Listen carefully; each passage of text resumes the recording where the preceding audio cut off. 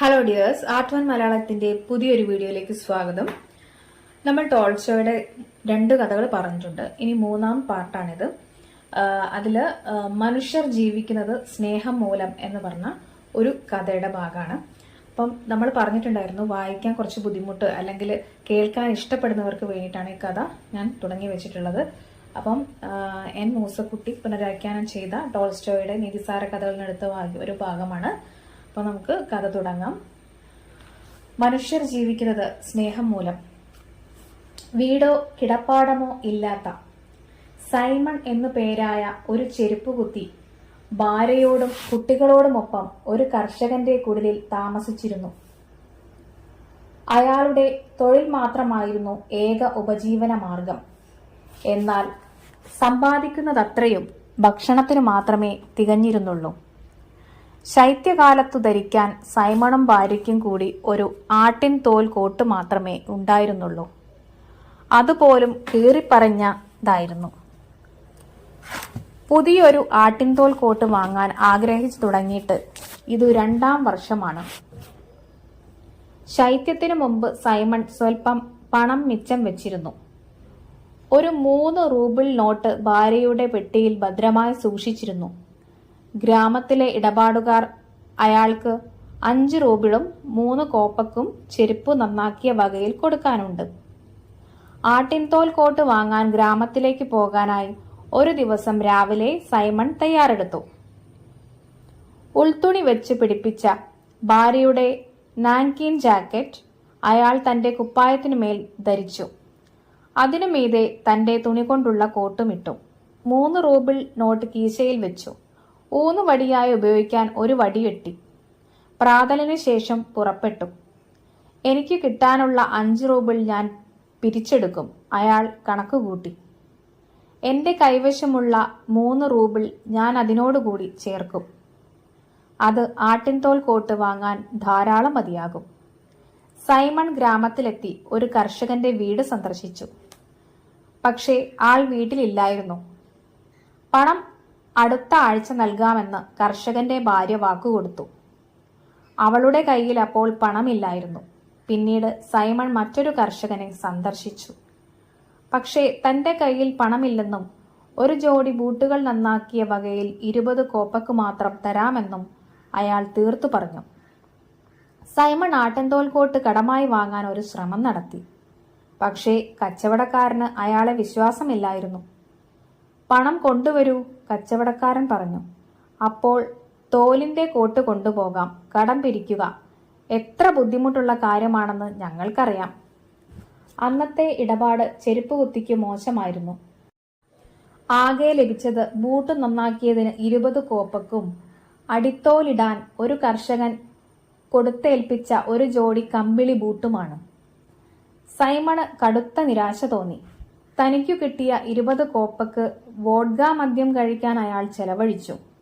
ഒരു ആട്ടിൻ തോലും വാങ്ങാതെ അയാൾ നേരെ വീട്ടിലേക്ക് പുറപ്പെട്ടു. രാവിലെ ഉഗ്രൻ തണുപ്പ് അനുഭവപ്പെട്ടിരുന്നു. എന്നാൽ ഇപ്പോൾ വോഡ്ഗ കഴിച്ചതിനു ശേഷം ആട്ടിൻതോൽ കോട്ട് ഇല്ലാതെ തന്നെ അയാൾക്ക് ചൂട് അനുഭവപ്പെട്ടു. ഒരു കൈകൊണ്ട് മരവിച്ച മണ്ണിൽ വടികുത്തിയും മറ്റേ കൈകൊണ്ട് കമ്പിളിപ്പൂട്ട് ആട്ടിയും സ്വയം സംസാരിച്ചും അയാൾ വേച്ചു നടന്നു. ആട്ടിൻതോൽ കോട്ടില്ലെങ്കിലും എനിക്ക് നല്ല ചൂട് തോന്നുന്നുണ്ട്, സൈമൺ പറഞ്ഞു. ഒരിത്തിരി മദ്യമേ ഞാൻ കഴിച്ചിട്ടുള്ളൂ, അത് സിരകളിലാകെ ഓടുന്നു. എനിക്ക് ആട്ടിൻതോലിന്റെ ആവശ്യമില്ല, ഞാനിങ്ങനെ സുഖമായി പോകുന്നുണ്ടല്ലോ. എനിക്കൊന്നിനെക്കുറിച്ചും ഉത്കണ്ഠയില്ല. ഞാൻ അത്തരം ഒരു മനുഷ്യനാണ്. ഞാൻ എന്തിന് ഉത്കണ്ഠപ്പെടണം? എനിക്ക് ആട്ടിൻതോൽ കോട്ട് ഇല്ലാതെയും ജീവിക്കാം. എന്റെ ഭാര്യ വിഷമിക്കുന്നത് ഉറപ്പാണ്. എങ്കിലും സത്യം പറഞ്ഞാൽ അതൊരു നാണക്കേട് തന്നെ. ഒരുവൻ ദിവസം മുഴുവൻ പണിയെടുത്തിട്ടും പ്രതിഫലം കിട്ടുന്നില്ല. ഇത്തിരി നിൽക്കൂ. ആ പണം നിങ്ങൾ കൂടെ കൊണ്ടുവന്നില്ലെങ്കിൽ ഞാൻ നിങ്ങളെ തൊലിയുരുക്കും. ഇല്ലെങ്കിൽ എന്റെ ഭാഗ്യം, അതങ്ങനെ. ഒരു തവണ അയാൾ 20 കോപ്പക്കേ തരൂ. 20 കോപ്പക്ക് കൊണ്ട് എനിക്കെന്ത് ചെയ്യാൻ കഴിയും? കുടിക്കുക തന്നെ. അതാണ് ഒരുവന് ആകെ ചെയ്യാൻ കഴിയുന്നത്. എന്റെ കയ്യിൽ പണമില്ല. അയാളുടെ കയ്യിലുണ്ടത്രേ. ശരിയായിരിക്കാം. പക്ഷേ എന്നെ സംബന്ധിച്ചോ? നിങ്ങൾക്ക് വീടുണ്ട്, കന്നുകാലികളുണ്ട്, എല്ലാമുണ്ട്. എനിക്ക് ഞാൻ നിൽക്കുന്നത് മാത്രമേയുള്ളൂ. നിങ്ങൾക്ക് സ്വന്തമായി ധാന്യം കൊയ്യാനുണ്ട്. എനിക്ക് ഓരോ ധാന്യവും വാങ്ങേണ്ടിയിരിക്കുന്നു. ആഗ്രഹിക്കുന്നത് ഞാൻ ചെയ്യുന്നു. എനിക്ക് അപ്പത്തിന് മാത്രമായി ഓരോ ആഴ്ചയിലും 3 റൂബിളുകൾ ചെലവഴിക്കണം. വീട്ടിലെത്തുമ്പോൾ അപ്പമെല്ലാം തീർന്നിട്ടുണ്ടാകും. എനിക്ക് 1.5 റൂബിൾ കൊടുക്കേണ്ടതായി വരും. അങ്ങനെ കൊടുക്കാനുള്ളത് കൊടുക്കുന്നു. അതിൽ യാതൊരു പന്തികേടുമില്ല. ഈ സമയത്തിനകം സൈമൺ നിരത്തിന്റെ വളവിലുള്ള ദേവാലയത്തിനരികെ എത്തിക്കഴിഞ്ഞിരുന്നു. തല ഉയർത്തി നോക്കിയപ്പോൾ ദേവാലയത്തിന് പിന്നിൽ വെളുത്തതെന്തോ അയാൾ കണ്ടു. മങ്ങിയ പകൽ വെളിച്ചത്തിൽ ആ രൂപം എന്താണെന്ന് വ്യക്തമായി കാണാൻ കഴിയാതിരുന്നതിനാൽ അയാൾ സൂക്ഷ്മമായി എത്തി നോക്കി.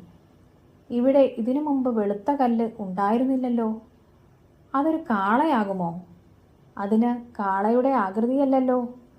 അതിന് മനുഷ്യൻ്റേതുപോലുള്ള ഒരു തലയാണുള്ളത്. അത് വല്ലാതെ വെളുത്തതാണ്. ഇവിടെ ഒരു മനുഷ്യൻ എന്താ കാര്യം? വ്യക്തമായി കാണാൻ വേണ്ടി അയാൾ അരികിൽ ചെന്ന് നോക്കി. അയാളെ അത്ഭുതപ്പെടുത്തിക്കൊണ്ട് അതൊരു മനുഷ്യനായിരുന്നു. ജീവനുണ്ടോ മരിച്ചതാണോ എന്നറിയില്ല. ദേവാലയ ഭിത്തിയിൽ ചാരി ചലനമറ്റാണ് ആ രൂപത്തിന്റെ ഇരിപ്പ്. ഭയം അയാളെ ഗ്രസിച്ചു. അയാൾ ചിന്തിച്ചു, ആരോ അയാളെ കൊന്ന് വസ്ത്രമൂരി ഇവിടെ കൊണ്ടുവന്നിട്ടതാവണം. ഇതിലിടപെട്ടാൽ ഞാൻ കുഴപ്പത്തിൽ ചെന്നു ചാടും. അതിനാൽ ചെരുപ്പുകുത്തി തുടർന്നു. ആ മനുഷ്യനെ കണ്ടില്ലെന്ന് നടിച്ച് അയാൾ ദേവാലയത്തിന്റെ മുന്നിലൂടെ കടന്നുപോയി. അല്പദൂരം പിന്നിട്ടപ്പോൾ തിരിഞ്ഞു നോക്കി. ഇപ്പോൾ ആ മനുഷ്യൻ ദേവാലയ ഭിത്തിയിൽ ചാരിയിരിക്കുകയല്ല, തനിക്കു നേരെ നോക്കുന്നത് പോലെ ചലിക്കുന്നുണ്ടെന്ന് സൈമണ് തോന്നി. ചെരുപ്പുകുത്തി മുമ്പത്തേക്കാളുമേറെ ഭയപ്പെട്ടു. അയാൾ ചിന്തിച്ചു, ഞാൻ അയാളുടെ അടുത്തേക്ക് തിരിച്ചു പോണോ അതോ തുടർന്ന് മുന്നോട്ട് നടക്കണോ? അരികെ പോവുകയാണെങ്കിൽ ഭീകരമായ എന്തെങ്കിലും സംഭവിച്ചേക്കാം. ആ ചങ്ങാതി ആരാണെന്ന് ആർക്കറിയാം? എന്തായാലും അയാളിവിടെ വന്നിരിക്കുന്നത് നല്ലതിനല്ല. ഞാൻ അരികെ പോയി നോക്കിയാൽ അയാൾ ചാടി എഴുന്നേറ്റ് എൻ്റെ കഴുത്തിന് പിടിച്ച് ഞെരിച്ചു കളയും. പിന്നെ അവിടെ നിന്ന് രക്ഷപ്പെടാൻ സാധിക്കുകയുമില്ല. ഇനി അങ്ങനെ സംഭവിച്ചില്ലെങ്കിൽ തന്നെ അയാൾ വല്ലാത്തൊരു പൊല്ലാപ്പായി തീരും. പൂർണ്ണ നഗ്നനായ ഒരു മനുഷ്യനെ കൊണ്ട് ഞാനിപ്പോൾ എന്തു ചെയ്യും? എൻ്റെ അവശേഷിച്ച വസ്ത്രങ്ങൾ അയാൾക്ക് കൊടുക്കാൻ നിവൃത്തിയില്ല. എന്നെ രക്ഷപ്പെടുത്താൻ ദൈവത്തിന് മാത്രമേ കഴിയൂ. അതിനാൽ ദേവാലയം പിന്നിട്ട് ചെരുപ്പ് കുത്തി തിരക്കിട്ട് നടന്നു. പെട്ടെന്ന് അയാൾക്ക് മനസാക്ഷിക്കുത്ത് അനുഭവപ്പെട്ടു. അയാൾ നിരത്തിൽ തെല്ലിട നിന്നു. എന്താണ് താൻ ചെയ്യുന്നത് സൈമൺ? അയാൾ സ്വയം ചോദിച്ചു. ആ മനുഷ്യൻ ദാരിദ്ര്യം മൂലം മരിക്കുകയാവാം. എന്നിട്ട് താൻ ഭയപ്പെട്ട് ഒഴിഞ്ഞു മാറുന്നു. കൊള്ളക്കാരെ പേടിക്കാൻ മാത്രം താൻ പണക്കാരനായി വളർന്നുവോ? എന്തൊരു നാണക്കേടാണ് സൈമൺ. അയാൾ പിന്തിരിഞ്ഞ് ആ അജ്ഞാത മനുഷ്യന്റെ അടുത്തേക്ക് നടന്നു. സൈമൺ അപരിചിതനെ സൂക്ഷ്മമായി നോക്കി. ചെറുപ്പക്കാരനാണ്, നല്ല ശരീരം, ദേഹത്തിൽ എവിടെയും പരിക്കുകളൊന്നുമില്ല. എങ്കിലും ശരീരം മരവിച്ചിരിക്കുന്നതായും അയാൾ പേടിച്ചിരിക്കുന്നതായും വ്യക്തം. മിഴികൾ ഉയർത്താൻ വയ്യാഞ്ഞിട്ടെന്ന വണ്ണം സൈമണ് നേരെ നോട്ടമയക്കാതെ ഭിത്തിയിൽ ചാരിയിരിക്കുകയാണ് യുവാവ്. സൈമൺ വളരെ അടുത്ത് ചെന്ന് നോക്കി. അയാൾ ഉണർന്നിരിക്കുന്നതായി തോന്നി. തല മെല്ലെ തിരിച്ച് കണ്ണു തുറന്ന് സൈമന്റെ മുഖത്തേക്ക് യുവാവ് നോക്കി. ആ ഒരു നോട്ടം മതിയായിരുന്നു സൈമൺ അയാളെ ഇഷ്ടപ്പെടാൻ. സൈമൺ കമ്പിളി ബൂട്ട് നിലത്തിട്ട് അരക്കച്ച അഴിച്ച് അതിന്മേലിട്ടു. എന്നിട്ട് തുണി കൊണ്ടുള്ള കോട്ട് അഴിച്ചു മാറ്റി. ഇത് സംസാരിക്കാനുള്ള സമയമല്ല, സൈമൺ പറഞ്ഞു. ഇതാ ഈ കോട്ട് വേഗം ധരിക്കൂ. സൈമൺ യുവാവിനെ കൈമുട്ടിൽ പിടിച്ച് എഴുന്നേൽക്കാൻ സഹായിച്ചു. യുവാവ് എഴുന്നേറ്റ് നിന്നപ്പോൾ അയാളുടെ ശരീരം വൃത്തിയുള്ളതും രോഗമില്ലാത്തതും കൈകാലുകൾ നല്ല രൂപാകൃതിയിലുള്ളതും ആണെന്ന് കണ്ടു. ദയസ്ഫുരിക്കുന്ന മുഖഭാവം. സൈമൺ തന്റെ കോട്ട് യുവാവിന്റെ ചുമലിൽ ഇട്ടുകൊടുത്തു. പക്ഷേ യുവാവിന് കോട്ടിന്റെ കൈകൾ കണ്ടുപിടിക്കാൻ കഴിഞ്ഞില്ല. കോട്ടിലേക്ക് കൈ കടത്താൻ സൈമൺ അയാളെ സഹായിച്ചു. യുവാവ് കോട്ട് ധരിച്ചിരിക്കുന്നത് ശരിയായ വിധത്തിലാണെന്ന് ഉറപ്പുവരുത്തിയ ശേഷം സൈമൺ യുവാവിന് അരക്കച്ച കെട്ടിക്കൊടുത്തു. സൈമൺ തന്റെ കീറിപ്പറഞ്ഞ തൊപ്പിയെടുത്ത് യുവാവിന്റെ തലയിൽ വെച്ചു. അപ്പോൾ സൈമന്റെ തലയിൽ ശക്തിയായി തണുപ്പടിച്ചു. അയാൾ ചിന്തിച്ചു, ഞാൻ കഷണ്ടിയാണ്. ഇയാൾക്ക് നീണ്ട ചുരുണ്ട മുടിയാണുമുള്ളത്. അതിനാൽ ആ തൊപ്പിയെടുത്ത് സൈമൺ വീണ്ടും തലയിലണിഞ്ഞു. യുവാവിന് കാലിലിടാൻ എന്തെങ്കിലും കൊടുക്കുകയായിരിക്കും നല്ലതെന്ന് അയാൾ കരുതി. സൈമൺ യുവാവിനെ അവിടെ ഇരുത്തി കാലിൽ കമ്പിളിപൂട്ടിടാൻ സഹായിച്ചു. സൈമൺ പറഞ്ഞു, നോക്കൂ ചങ്ങാതി, ഇനി ശരീരം ഒന്നിളകി ചൂടാവട്ടെ. മറ്റു കാര്യങ്ങൾ പിന്നീട് തീർപ്പാക്കാം. നിങ്ങൾക്ക് നടക്കാൻ കഴിയുമോ? യുവാവ് എഴുന്നേറ്റ് സൈമണെ നന്ദിപൂർവ്വം നോക്കി. പക്ഷേ ഒരു വാക്കും ഉരിയാടാൻ കഴിഞ്ഞില്ല. എന്താണ് നിങ്ങളൊന്നും മിണ്ടാത്തത്? സൈമൺ ചോദിച്ചു. ഇത്രയും തണുപ്പത്ത് ഇവിടെ ഇങ്ങനെ നിന്നുകൂടാ. നമുക്ക് വീട്ടിലെത്തണം. ഇതാ എന്റെ വടി പിടിച്ചോളൂ. ബലക്കുറവ് തോന്നുന്നുവെങ്കിൽ വടിയിന്മേൽ ഊന്നി നടന്നോളൂ. ഇനി അടി വെക്കൂ. യുവാവ് നടക്കാൻ ആരംഭിച്ചു. നടത്തത്തിൽ പിന്നിലായി പോകാതെ അനായാസം അടിവെച്ചു നീങ്ങി. ഇരുവരും നടന്നുകൊണ്ടിരിക്കെ സൈമൺ ചോദിച്ചു, നിങ്ങൾ എവിടത്തുകാരനാണ്? ഞാൻ ഈ ഭാഗത്തുള്ള ആളല്ല. ഞാനും അങ്ങനെ തന്നെയാണ് ഏറെ കരുതിയത്. ഇവിടെയുള്ള ആൾക്കാരെ എനിക്കറിയാം. പക്ഷെ ഒന്ന് ചോദിക്കട്ടെ, എങ്ങനെയാണ് നിങ്ങൾ ആ ദേവാലയത്തിനരികിലെത്തിയത്? എനിക്കത് പറയാൻ നിർവാഹമില്ല. ആരെങ്കിലും നിങ്ങളെ ഉപദ്രവിച്ചോ? ആരും എന്നെ ഉപദ്രവിച്ചില്ല. എന്നെ ദൈവം ശിക്ഷിച്ചതാണ്. തീർച്ചയായും എല്ലാം നിയന്ത്രിക്കുന്ന ദൈവമാണ്. എങ്കിലും എവിടെയെങ്കിലും നിങ്ങൾക്ക് ഭക്ഷണവും താമസവും കണ്ടുപിടിക്കണമല്ലോ. എവിടെയാണ് നിങ്ങൾ പോകാൻ ആഗ്രഹിക്കുന്നത്? എനിക്ക് എല്ലായിടവും ഒരുപോലെയാണ്. സൈമൺ ആശ്ചര്യപ്പെട്ടു. ഇയാളെ കണ്ടിട്ട് ഒരു തെമ്മാടിയാണെന്ന് തോന്നുന്നില്ല. വളരെ മാന്യമായിട്ടാണ് സംസാരം. എന്നിട്ടും തന്നെക്കുറിച്ച് ഒരു വിശദാംശവും അയാൾ നൽകുന്നില്ല. അപ്പോഴും സൈമൺ ചിന്തിച്ചു, എന്തു സംഭവിച്ചിട്ടുണ്ടാകുമെന്ന് ആർക്കറിയാം. സൈമൺ അപരിചിതനോട് പറഞ്ഞു, എന്തായാലും എന്റെ കൂടെ വീട്ടിലേക്ക് വരൂ. തീ കായുകയെങ്കിലും ചെയ്യാമല്ലോ. സൈമൺ വീട് ലക്ഷ്യമാക്കി നടന്നു. അപരിചിതൻ അയാളോടൊപ്പം ചേർന്ന് ഒരു വശത്തു നടന്നു. കാറ്റ് വീശി തുടങ്ങിയിരുന്നു. സൈമണ് തന്റെ കുപ്പായത്തിനടിയിൽ തണുപ്പ് അനുഭവപ്പെട്ടു തുടങ്ങി. മദ്യപിച്ച ലഹരി ഇറങ്ങി തുടങ്ങിയതോടെ തണുപ്പ് കൂടിക്കൂടി വന്നു. തണുത്തു വിറച്ച് ശബ്ദമുണ്ടാക്കിയും അണിഞ്ഞിരിക്കുന്ന ഭാര്യയുടെ കോട്ട് മുറുകെ പിടിച്ചും സൈമൺ നടന്നു. അയാൾ ചിന്തിച്ചു, ആട്ടിൻതോൽ കോട്ടിനെ കുറിച്ച് ചിന്തിക്കാൻ പറ്റിയ സമയം. ആട്ടിൻതോൽ കോട്ട് വാങ്ങാനാണ് ഞാൻ പോയത്. എന്നിട്ട് വീട്ടിലേക്ക് തിരിച്ചു വരുന്നത് ഒരു സാധാരണ കോട്ട് പോലും ഇല്ലാതെ. അതിലുപരി പൂർണ്ണ നഗ്നനായ ഒരുവനെ ഞാൻ കൂടെ കൊണ്ടുവരികയും ചെയ്തു. മട്രീനയ്ക്ക് ഇത് ഇഷ്ടപ്പെടില്ല. ഭാര്യയെക്കുറിച്ച് ചിന്തിച്ചപ്പോൾ അയാൾക്ക് സങ്കടം വന്നു. എന്നാൽ സൈമൺ അപരിചിതനെ വീക്ഷിക്കുകയും ദേവാലയത്തിൽ വെച്ച് അയാൾ തന്നെ നോക്കിയത് എങ്ങനെയാണെന്ന് ഓർക്കുകയും ചെയ്തപ്പോൾ അയാൾ സന്തുഷ്ടനായി. അന്നേ ദിവസം നേരത്തെ തന്നെ സൈമന്റെ ഭാര്യ എല്ലാം തയ്യാറാക്കിയിരിക്കുന്നു. വിറകു കീറി വെള്ളം കൊണ്ടുവന്നു കുഞ്ഞുങ്ങളെ ഊട്ടി ആഹാരം കഴിച്ചു. എന്നിട്ട് അവൾ ചിന്താധീനയായിരുന്നു. എപ്പോഴാണ് അപ്പം ഉണ്ടാക്കേണ്ടത്? എന്നിട്ട് അവൾക്കു ശങ്കയായി. ഇപ്പോഴോ നാളെയോ? ഇനിയും വലിയൊരു കഷ്ണം ബാക്കിയുണ്ട്. സൈമൺ പട്ടണത്തിൽ വെച്ച് ഉച്ചഭക്ഷണം കഴിക്കുകയും അത്താഴത്തിന് അധികം കഴിക്കാതിരിക്കുകയും ചെയ്യുകയാണെങ്കിൽ അപ്പം മറ്റൊരു ദിവസത്തേക്ക് കൂടി തികയും എന്നവൾ ചിന്തിച്ചു. അവൾ അപ്പക്കഷ്ണം കയ്യിലിട്ട് വീണ്ടും വീണ്ടും തൂക്കി നോക്കി. അവൾ ചിന്തിച്ചു, ഇന്നിനി ഞാൻ ഒന്നും ഉണ്ടാക്കില്ല.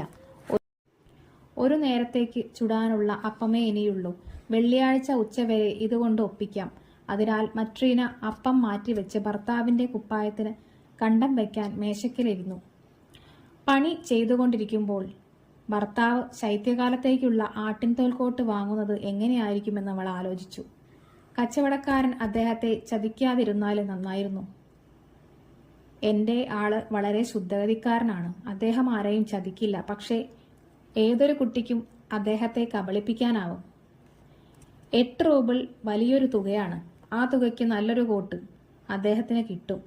പദം വരുത്തിയ തോലല്ല, ശരിയായ ഒരു ശൈത്യകാല കോട്ട് തന്നെ. നല്ലൊരു കോട്ടില്ലാതെ കഴിഞ്ഞ ശൈത്യകാലത്ത് കഴിച്ചുകൂട്ടിയത് എത്ര കഷ്ടപ്പെട്ടാണ്. പുഴയിലേക്ക് ഇറങ്ങാനോ പുറത്ത് മറ്റെവിടെയെങ്കിലും പോകാനോ എനിക്ക് കഴിയുന്നില്ല. പുറത്തു പോകുമ്പോഴെല്ലാം അദ്ദേഹം എടുത്തു ധരിക്കും. എനിക്ക് ഒന്നും വെച്ചേക്കില്ല. ഇന്ന് അദ്ദേഹം വളരെ നേരത്തെ ഒന്നുമല്ല പുറപ്പെട്ടതെങ്കിലും തിരിച്ചു വരേണ്ട സമയം കഴിഞ്ഞു. അദ്ദേഹം മദ്യപിക്കാതിരുന്നാൽ മാത്രം മതിയായിരുന്നു. മട്രീന ഇപ്രകാരം ചിന്തിക്കുമ്പോഴേക്കും ഉമ്മറപ്പടിയിൽ കാലൊച്ച കേട്ടു. ആരോ വരുന്നുണ്ട്. മട്രീന സൂചി ഒരിടത്ത് കുത്തിവെച്ച് പുറത്തെ വഴിയിലേക്ക് ചെന്നു. അവിടെ അവൾ 2 പേരെ കണ്ടു. സൈമണും പിന്നെ തൊപ്പി ധരിക്കാത്ത കമ്പിളിവൂട്ടണിഞ്ഞ ഒരാളും. ഭർത്താവിൽ നിന്ന് മദ്യത്തിന്റെ മണം വരുന്നത് മട്രീന വേഗം ശ്രദ്ധിച്ചു. അപ്പോൾ അദ്ദേഹം മദ്യപിച്ച് രസിക്കുകയായിരുന്നു അവൾ കരുതി. സൈമൺ കോട്ട് ധരിച്ചിട്ടില്ലെന്നും കോട്ടിനു പകരം തന്റെ ജാക്കറ്റാണ് ധരിച്ചിരിക്കുന്നതെന്നും പൊതി കൊണ്ടുവന്നിട്ടില്ലെന്നും അവൾ മനസ്സിലാക്കിയപ്പോൾ ഒന്നും മിണ്ടാതെ നിന്നു. അവൾക്ക് നാണക്കേട് തോന്നി. നൈരാശ്യം മൂലം ഹൃദയം പൊട്ടലിന്റെ വക്കത്തെത്തി. അദ്ദേഹം പണം കുടിച്ചു കളഞ്ഞിരിക്കുന്നു. അവൾ ചിന്തിച്ചു. ഇപ്പോൾ വീട്ടിലേക്ക് കൊണ്ടുവന്ന ഒന്നിനും കൊള്ളാത്ത ഈ മനുഷ്യനുമൊത്ത് ആഘോഷിക്കുകയായിരുന്നിരിക്കാം. മട്രീന ഇരുവരെയും അകത്തേക്ക് കടക്കാൻ അനുവദിച്ചു. കൂടെ അവളും കടന്നു. അപരിചിതൻ യുവാവും മെലിഞ്ഞവനുമാണെന്നും തന്റെ ഭർത്താവിന്റെ കോട്ടാണ് അയാൾ അണിഞ്ഞിരിക്കുന്നതെന്നും അവൾ മനസ്സിലാക്കി. യുവാവിന്റെ കോട്ടിനടിയിൽ കുപ്പായം കാണുന്നില്ല. അയാൾക്ക് തൊപ്പിയുമില്ല. അകത്തു കടന്നിട്ടും യുവാവ് അനങ്ങാതെയും മിഴികൾ ഉയർത്താതെയും നിന്നു. മട്രീന വിചാരിച്ചു, ഇയാൾ എന്തൊരു ചീത്ത മനുഷ്യനായിരുന്നിരിക്കാം. അയാൾ ഭയപ്പെട്ടിരിക്കുന്നു. മട്രീന നെറ്റി ചൊളിച്ച് അവരെന്താണ് ചെയ്യാൻ പോകുന്നതെന്ന് നോക്കിക്കൊണ്ട് അടുപ്പിനരികിൽ നിന്നു. സൈമൺ തൊപ്പി ഊരിയെടുത്ത് ഒരു കുഴപ്പവും സംഭവിച്ചിട്ടില്ലെന്ന മട്ടിൽ ബെഞ്ചിന്മേലിരുന്നു. വരൂ മട്രീന, അത്താഴം കാലമായെങ്കിൽ ഞങ്ങൾക്ക് അല്പം തരൂ. മട്രീന എന്തോ പിറുപിറുത്തുകൊണ്ട് അടുപ്പിനരികിൽ അനങ്ങാതെ നിന്നു. ഇവൾ ഇരുവരെയും മാറി മാറി നോക്കിക്കൊണ്ട് തലയാട്ടുക മാത്രം ചെയ്തു. ഭാര്യ ദേഷ്യപ്പെട്ടിരിക്കുകയാണെന്ന് സൈമണ് മനസ്സിലായെങ്കിലും അയാൾ അപരിചിതന്റെ കയ്യിൽ പിടിച്ചുകൊണ്ട് പറഞ്ഞു, ഇരിക്കൂ സുഹൃത്തേ, നമുക്ക് അത്താഴം കഴിക്കാം. അപരിചിതൻ ബെഞ്ചിലിരുന്നു. ഞങ്ങൾക്ക് വേണ്ടി നീയൊന്നും പാകം ചെയ്തില്ലേ? സൈമൺ ചോദിച്ചു. മെട്രീനയുടെ കോപം തിളച്ചു പൊങ്ങി. ഞാൻ പാകം ചെയ്തിട്ടുണ്ട്, പക്ഷേ നിങ്ങൾക്കല്ല. നിങ്ങൾക്ക് കുടിച്ചു വെളിവില്ലാതായിരിക്കുന്നുവെന്ന് തോന്നുന്നു. ആട്ടിൻതോൽ കോട്ട് വാങ്ങാനാണ് നിങ്ങൾ പോയത്. പക്ഷേ ഉള്ള കോട്ട് പോലും അണിയാതെയാണ് വീട്ടിൽ തിരിച്ചെത്തിയിരിക്കുന്നത്. മാത്രമല്ല, പൂർണ്ണ നഗ്നനായ ഒരു നാടോടിയെയും വീട്ടിൽ കൊണ്ടുവന്നിരിക്കുന്നു. നിങ്ങളെപ്പോലുള്ള കുടിയന്മാർക്ക് ഇവിടെ അത്താഴമില്ല. ഇനി നിർത്തൂ മെട്രീന, കാര്യമില്ലാതെ നാവിട്ടലക്കരുത്. ഇയാൾ ഏതുതരം ആളാണെന്ന് നീ ചോദിക്കൂ. നിങ്ങൾ പണം എന്തു ചെയ്തെന്ന് എന്നോട് പറയൂ. സൈമൺ ജാക്കറ്റിന്റെ കീശയിൽ നിന്നും 3 റൂബിളിന്റെ നോട്ടെടുത്ത് നിവർത്തി കാണിച്ചു. ഇതാ പണം. ട്രിഫോനോവ് പണം തന്നില്ല, പക്ഷേ താമസിയാതെ തരാമെന്ന് വാക്കു തന്നിട്ടുണ്ട്. മട്രീനയുടെ ദേഷ്യം വർദ്ധിച്ചു. അയാൾ ആട്ടിൻതോൽ കോട്ട് കൊണ്ടുവരുന്നില്ല. തന്റെ ഏക കോട്ട് നഗ്നനായ ഒരു മനുഷ്യന്റെ മേലിട്ട് അയാളെ വീട്ടിലേക്ക് കൂട്ടിക്കൊണ്ടുവരികയും ചെയ്തു. അവൾ മേശപ്പുറത്ത് നിന്ന് റൂബിൾ നോട്ട് സൂക്ഷിച്ചു വെക്കാനായി തട്ടിപ്പറിച്ചെടുത്തു. എന്നിട്ട് പറഞ്ഞു, നിങ്ങൾക്ക് ഞാൻ അത്താഴം തരുന്നില്ല. ലോകത്തിലെ ഉടുതുണിയില്ലാത്ത എല്ലാ കുടിയന്മാരെയും ഊട്ടാൻ എന്നെക്കൊണ്ടാവില്ല. നോക്കൂ മട്രീന, തെല്ലിട നാവടക്കൂ.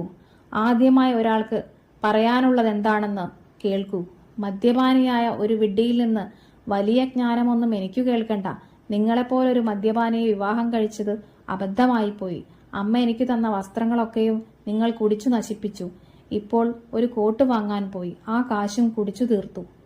20 കോപ്പക്ക് മാത്രമേ താൻ ചെലവഴിച്ചിട്ടുള്ളൂ എന്ന് സൈമൺ ഭാര്യയോട് വിശദീകരിക്കാൻ ശ്രമിച്ചു. പക്ഷേ മട്രീന അയാളെ ഒരക്ഷരം പറയാൻ അനുവദിച്ചില്ല.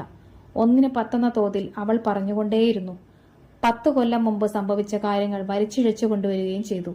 മട്രീന തോരാതെ വർത്തമാനം പറഞ്ഞുകൊണ്ടിരുന്നു. ഒടുവിലവൾ സൈമന്റെ നേർക്കു പറന്ന് അയാളെ കുപ്പായ കൈയിന് പിടിച്ചു. എനിക്ക് എന്റെ ജാക്കറ്റ് തരൂ. എനിക്കാകെയുള്ളത് അതാണ്. നിങ്ങൾക്കത് ആവശ്യമായി വരുമ്പോൾ എന്റെ കയ്യിൽ നിന്ന് വാങ്ങി ധരിച്ചുകൊള്ളൂ. അതിങ്ങോട്ട് താ, ചൊറി പിടിച്ച നായെ. നിങ്ങളെ ചെകുത്താൻ കൊണ്ടുപോട്ടെ. സൈമൺ ജാക്കറ്റ് ഊരാൻ തുടങ്ങി. അതിന്റെ ഒരു കൈ അകപുറം മുറിഞ്ഞു. മട്രീന ജാക്കറ്റ് പിടിച്ചു വലിച്ചപ്പോൾ അതിന്റെ തുന്നൽ വിട്ടു. അവൾ അത് തട്ടിപ്പറിച്ചെടുത്ത് തലയിലിട്ട് വാതിൽക്കലേക്ക് ചെന്നു.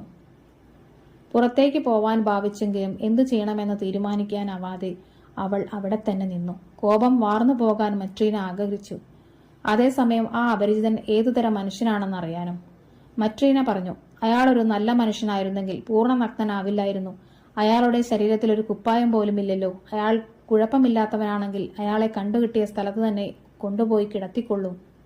ഇതുതന്നെയാണ് ഞാനും നിന്നോട് പറയാനൊരുങ്ങുന്നത്, സൈമൺ പറഞ്ഞു. ഞാൻ ദേവാലയത്തിനടുത്തെത്തിയപ്പോൾ അയാൾ നഗ്നനായി തണുത്തു മരവിച്ചത് കണ്ടു. അങ്ങനെ നഗ്നനായിരിക്കാൻ പറ്റിയ കാലാവസ്ഥയല്ലല്ലോ ഇത്. ദൈവമാണ് എന്നെ അയാളുടെ അരികിലേക്ക് എത്തിച്ചത്. അല്ലെങ്കിൽ അയാൾ മരിച്ചു പോകുമായിരുന്നു. ഞാൻ എന്താണ് പിന്നെ ചെയ്യേണ്ടിരുന്നത്? അയാൾക്ക് എന്തു സംഭവിക്കുമെന്ന് നമുക്കെങ്ങനെ അറിയാൻ കഴിയും? അതുകൊണ്ടാണ് ഞാൻ ഈ മനുഷ്യനെ ഉടുപ്പ് ഇടിവിച്ച് ഇങ്ങോട്ട് കൂട്ടിക്കൊണ്ടുവന്നത്. ഇത്രയധികം ദേഷ്യപ്പെടരുത് മട്രീന. ഇത് പാപമാണ്. ഒരു ദിവസം നമ്മളെല്ലാവരും മരിക്കേണ്ടവരാണെന്ന് ഓർത്തോളൂ. മട്രീനയുടെ ചുണ്ടുകളിൽ അമർഷം പൂണ്ട വാക്കുകൾ വന്നു നിറഞ്ഞെങ്കിലും അവൾ അപരിചനെ നോക്കി നിശബ്ദത പാലിച്ചു. അപരിചൻ അനങ്ങാതെ ബെഞ്ചിന്റെ ഒരറ്റത്തിരുന്നു. കാൽമുട്ടുകളിൽ കൈ മടക്കി വെച്ച് തല കുമ്പിട്ട് കണ്ണുകൾ അടച്ച് പുരികങ്ങൾ വേദന എന്ന പോലെ ചുളിവ് പിടിച്ചാണ് ഇരിപ്പ്. മട്രീന മൗനത്തിലായിരുന്നു. സൈമൺ ചോദിച്ചു, മട്രീന, നിനക്ക് ദൈവത്തോട് സ്നേഹമില്ലേ? ഈ വാക്കുകൾ മട്രീനയുടെ മനസ്സിൽ പതിഞ്ഞു. അവൾ അപരിചിതനെ നോക്കവേ അവളുടെ ഹൃദയം പെട്ടെന്നലിഞ്ഞു. വാതിൽക്കൽ നിന്ന് തിരിച്ചു വന്ന് അടുപ്പിനരികത്തേക്ക് പോയി അത്താഴം തയ്യാറാക്കി. അവൾ മേശപ്പുറത്ത് ഒരു കപ്പ് കഴുകി വെച്ച് അതിലൽപ്പം ക്രാസ് പാനീയം ഒഴിച്ചു. എന്നിട്ട് അവശേഷിച്ച അപ്പം കൊണ്ടുവന്നു. കത്തിയും സ്പൂണും നിരത്തി വെച്ചു. വന്നു കഴിച്ചോളൂ, മട്രീന പറഞ്ഞു. സൈമൺ അപരിചിതനെ മേശക്കരിയിലേക്ക് കൊണ്ടുവന്നു. ഇരിക്കൂ ചെറുപ്പക്കാരാ, അയാൾ പറഞ്ഞു. സൈമൺ അപ്പം മുറിച്ച് കറിയിൽ കുതിർത്തു. അവൻ തിന്നാൻ തുടങ്ങി. മട്രീന തലയ്ക്ക് കൈകൊടുത്ത് അപരിചിതനെ നോക്കി മേശയുടെ മൂലക്കിരുന്നു. മട്രീനയ്ക്ക് അപരിചിതനോട് ദയ തോന്നി. അവൾ അയാളെ ഇഷ്ടപ്പെടാൻ തുടങ്ങി. പൊടുന്നനെ അപരിചിതന്റെ മുഖം പ്രകാശിച്ചു. പുരികങ്ങളുടെ ചുളിവ് നിവർന്നു. അയാൾ മിഴികൾ ഉയർത്തി മട്രീനെ നോക്കി പുഞ്ചിരി തൂകി. അവർ അത്താഴം കഴിച്ചു കഴിഞ്ഞപ്പോൾ സ്ത്രീ മേശ വൃത്തിയാക്കി. അവൾ പിന്നീട് അപരിചിതനെ ചോദ്യം ചെയ്യാൻ തുടങ്ങി. നിങ്ങൾ എവിടെ നിന്ന് വരുന്നു? അവൾ ചോദിച്ചു. ഞാൻ ഈ ഭാഗത്തുള്ള ആളല്ല. പക്ഷേ നിങ്ങളെങ്ങനെ ആ നിരത്തിൽ വരാനിടയായി? അതെനിക്ക് പറയാൻ നിർവാഹമില്ല. ആരെങ്കിലും നിങ്ങളെ കൊള്ളയടിക്കുന്നുവോ? ദൈവം എന്നെ ശിക്ഷിച്ചു. നിങ്ങൾ എവിടെ നഗ്നനായി കിടക്കുകയായിരുന്നോ? അതെ, നഗ്നനായും തണുത്തു മരവിച്ചും സൈമൺ എന്നെ കൊണ്ട് ദയ തോന്നി. അദ്ദേഹം തൻ്റെ കോട്ടെടുത്ത് എന്നെ അണിയിച്ച ശേഷം ഇങ്ങോട്ട് കൊണ്ടുവന്നു. നിങ്ങൾ എനിക്ക് തിന്നാനും കുടിക്കാനും തന്നു. എന്നിൽ ദയ കാണിച്ച ദൈവം നിങ്ങൾക്ക് പുണ്യം തരും.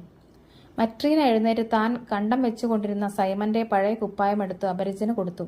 ഒരു ജോഡി കാലുറയും അവൾ അയാൾക്ക് കൊണ്ടുവന്നു കൊടുത്തു. നിങ്ങൾക്ക് കുപ്പായമില്ലെന്ന് എനിക്ക് മനസ്സിലായി, അവൾ പറഞ്ഞു. ഇതിട്ടോളൂ, നിങ്ങൾക്ക് ഇഷ്ടമുള്ളിടത്ത് കിടന്നുറങ്ങാം, മച്ചിലോ അടുപ്പിൻ തിണ്ണയിലോ. അപരിചിതൻ കോട്ടഴിച്ചു കുപ്പായം ധരിച്ചു. എന്നിട്ട് മച്ചിൽ ഉറങ്ങാൻ കിടന്നു. മട്രീന മെഴുകുതിരി കെടുത്തി. കോട്ടെടുത്ത് ഭർത്താവ് കിടന്നിരുന്ന അടുപ്പിൻ തിണ്ണമേൽ പിടിച്ചു കയറി. മട്രീന കോട്ടിന്റെ കീഴ്ഭാഗം അവളുടെ മുകളിൽ വലിച്ചിട്ട് ഉറങ്ങാൻ കിടന്നു. പക്ഷേ ഉറങ്ങാൻ കഴിഞ്ഞില്ല. അപരിചിതനെ മനസ്സിൽ നിന്ന് കളയാൻ അവൾക്ക് കഴിഞ്ഞില്ല. തങ്ങളുടെ അവസാനത്തെ അപ്പക്കഷ്ണവും അയാൾ തിന്നു കഴിഞ്ഞുവെന്നും നാളത്തേക്കൊന്നും ബാക്കിയില്ലെന്നും അവൾ ഓർത്തപ്പോൾ, താൻ കൊടുത്ത കുപ്പായത്തെയും കാലുറയെയും കുറിച്ച് ചിന്തിച്ചപ്പോൾ അവൾക്ക് ദുഃഖം തോന്നി. പക്ഷേ അയാൾ പുഞ്ചിരി തൂകിയത് എങ്ങനെയാണെന്ന് ഓർത്തപ്പോൾ അവളുടെ ഹൃദയം സന്തോഷഭരിതയായി. മട്രീന വളരെ നേരം ഉറങ്ങാതെ കിടന്നു. സൈമണും ഉറങ്ങാതെ കിടക്കുകയാണെന്ന് അവൾ ശ്രദ്ധിച്ചു. അയാൾ കോട്ട് തന്നിലേക്ക് വലിച്ചടിപ്പിച്ചു. സൈമൺ, എന്താ? അവസാനമുണ്ടായിരുന്ന അപ്പം നിങ്ങൾ രണ്ടുപേരും കൂടി കഴിച്ചു. ഇനി അപ്പം ഉണ്ടാക്കാൻ ഇവിടെ സാധനങ്ങളില്ല. നാളെ നമ്മൾ എന്തു ചെയ്യുമെന്ന് എനിക്കറിയില്ല. അയലത്തെ മാർത്തയിൽ നിന്ന് അല്പം കടം വാങ്ങാൻ കഴിഞ്ഞേക്കും. നമുക്ക് ജീവനുണ്ടെങ്കിൽ തിന്നാൻ നമ്മൾ എന്തെങ്കിലും കണ്ടെത്തും. സ്ത്രീ കുറച്ചു നേരം അങ്ങനെ കിടന്ന ശേഷം പറഞ്ഞു. അയാൾ ഒരു നല്ല മനുഷ്യനാണെന്ന് തോന്നുന്നു. പക്ഷേ താൻ ആരാണെന്ന് എന്തുകൊണ്ടാണ് അയാൾ നമ്മളോട് പറയാത്തത്? അയാൾക്ക് അയാളുടേതായ കാരണങ്ങളുണ്ടാകുമെന്ന് ഞാൻ കരുതുന്നു. സൈമൺ, എന്തു വേണം? നമ്മൾ കൊടുക്കുന്നു, പക്ഷെ ആരും എന്തുകൊണ്ട് നമുക്കൊന്നും തരാത്തത്? എന്തു മറുപടിയാണ് പറയുന്നതെന്ന് സൈമണിന് അറിയില്ലായിരുന്നു. അയാൾ ഇത്രമാത്രം പറഞ്ഞു. നമുക്ക് സംസാരം നിർത്താം. അയാൾ തിരിഞ്ഞു നടന്ന് ഉറങ്ങാൻ ശ്രമിച്ചു. രാവിലെ സൈമൺ എഴുന്നേറ്റു. കുട്ടികൾ അപ്പോഴും ഉറക്കമായിരുന്നു. ഭാര്യ അയൽപ്പക്കത്ത് അല്പം അപ്പം വായ്പ വാങ്ങാൻ പോയതായിരുന്നു. പഴയ കുപ്പായവും കാലുറയും ധരിച്ച അപരിചിതൻ മുകളിലേക്ക് കണ്ണയച്ച് ബെഞ്ചിൽ തനിയെയിരുന്നു. അയാളുടെ മുഖം തലേന്നത്തേക്കാൾ ദീപ്തമായിരുന്നു. സൈമൺ അയാളോട് പറഞ്ഞു. സുഹൃത്തെ, വയറ് ഭക്ഷണവും നഗ്ന ശരീരം വസ്ത്രവും ആവശ്യപ്പെടുന്നു. ഉപജീവനത്തിന് മനുഷ്യന് ജോലി ചെയ്യണം. എന്ത് ജോലിയാണ് നിങ്ങൾക്കറിയുക? എനിക്കൊരു ജോലിയും അറിഞ്ഞുകൂടാ. സൈമണെ ഇത് ആശ്ചര്യപ്പെടുത്തിയെങ്കിലും അയാൾ പറഞ്ഞു. പഠിക്കാൻ ആഗ്രഹമുള്ളവർക്ക് എന്തും പഠിക്കാം. മനുഷ്യൻ ജോലി ചെയ്യുന്നു, അതുപോലെ ഞാനും ജോലി ചെയ്യാൻ. എന്താണ് നിങ്ങളുടെ പേര്? മൈക്കേൽ. ശരി മൈക്കേൽ, നിങ്ങളെക്കുറിച്ച് പറയാൻ ആഗ്രഹിക്കുന്നില്ലെങ്കിൽ അത് നിങ്ങളുടെ സ്വന്തം കാര്യം. പക്ഷേ നിങ്ങൾ എന്തെങ്കിലും ഉപജീവനമാർഗം കണ്ടെത്തണം. ഞാൻ പറയുന്നത് പോലെ പ്രവർത്തിക്കുകയാണെങ്കിൽ ഞാൻ നിങ്ങൾക്ക് ഭക്ഷണവും താമസവും നൽകാം.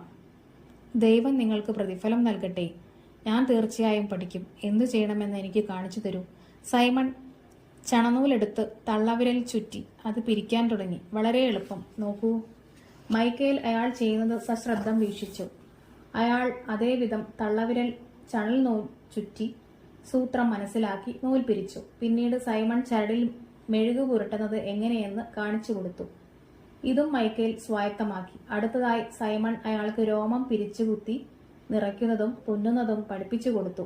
മൈക്കേൽ ഇതും അതിവേഗം വശമാക്കി. സൈമൺ എന്തു കാണിച്ചു കൊടുത്തുവോ അതെല്ലാം മൈക്കേൽ പെട്ടെന്ന് മനസ്സിലാക്കി. 3 ദിവസത്തിനു ശേഷം ഒരു ജീവിതകാലം മുഴുവൻ ബൂട്ട് തുന്നിയവനെ പോലെ വിദഗ്ധമായി അയാൾ ജോലി ചെയ്തു.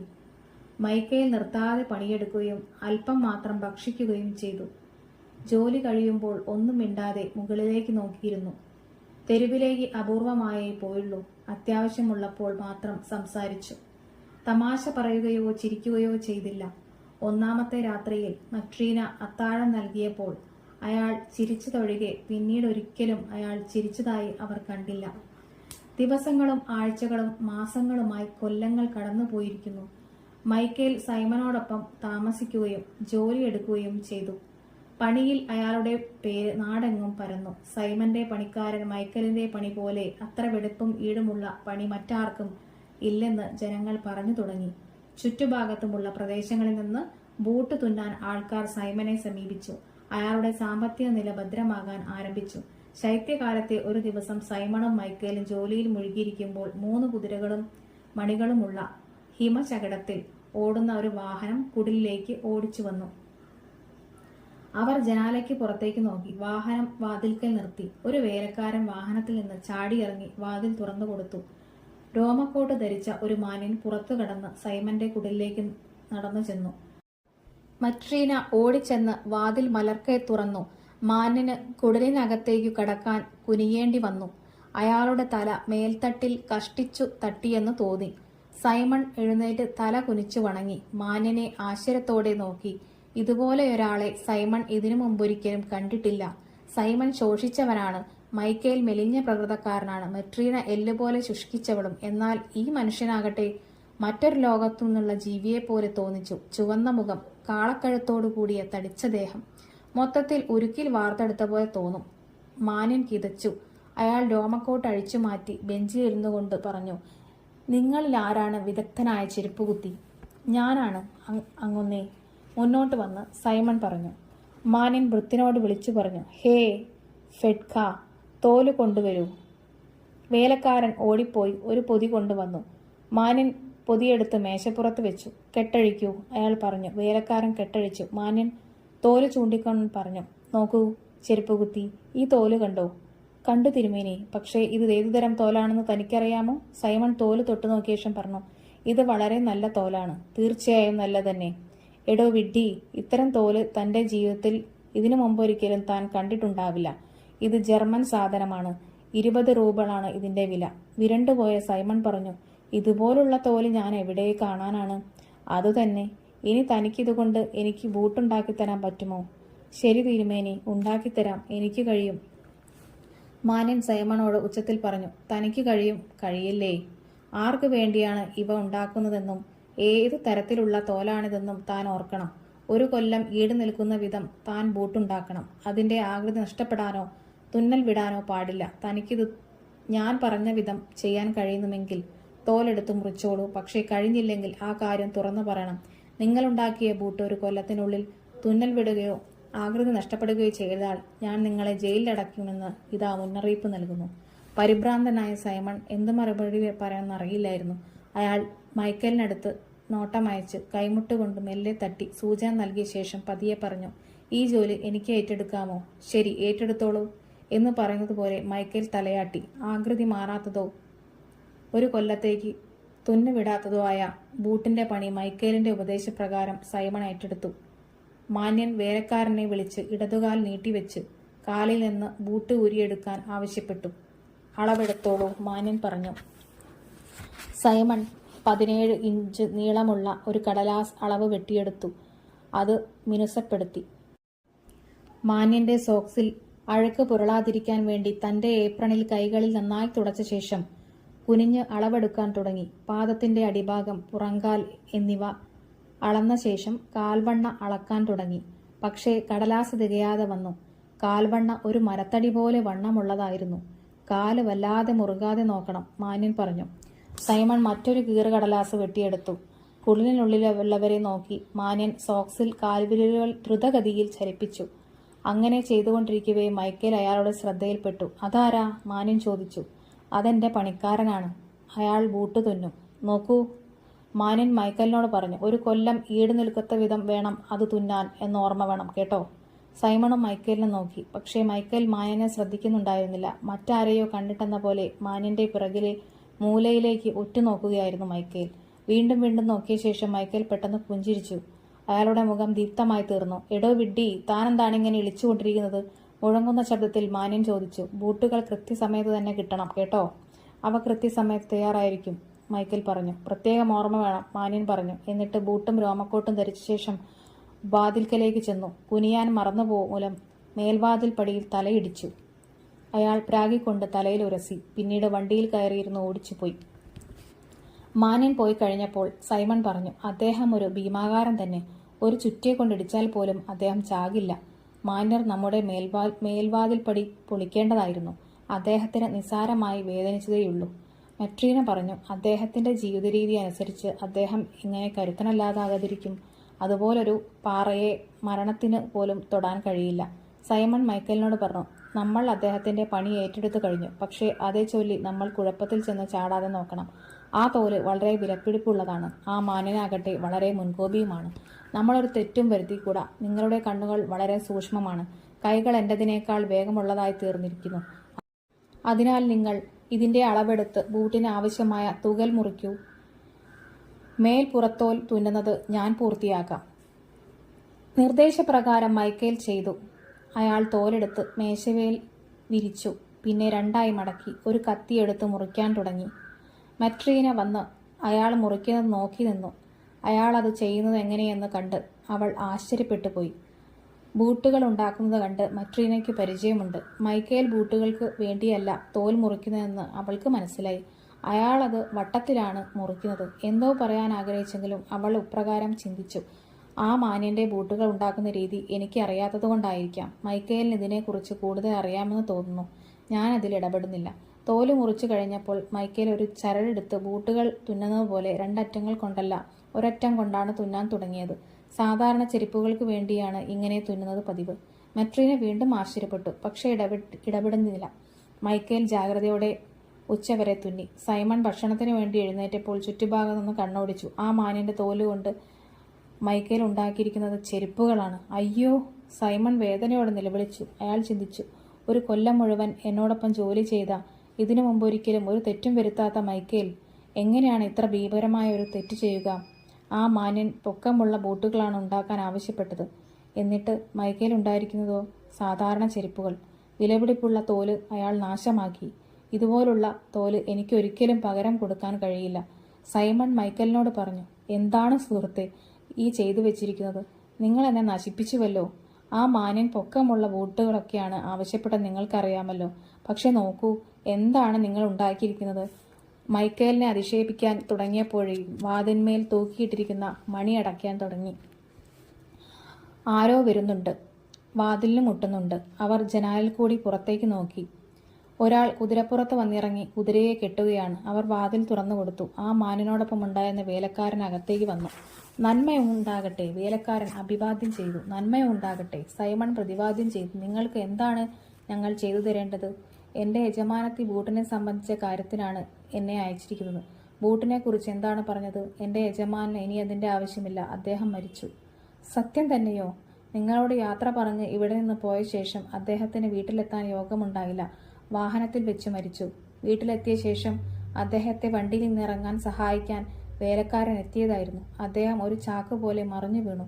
അദ്ദേഹം മരിച്ചു കഴിഞ്ഞിരിക്കുന്നു. ശരീരം വിറങ്ങലിച്ചിരിക്കുന്നത് മൂലം വളരെ പ്രയാസപ്പെട്ടാണ് വണ്ടിയിൽ നിന്ന് ഇറക്കിയത്.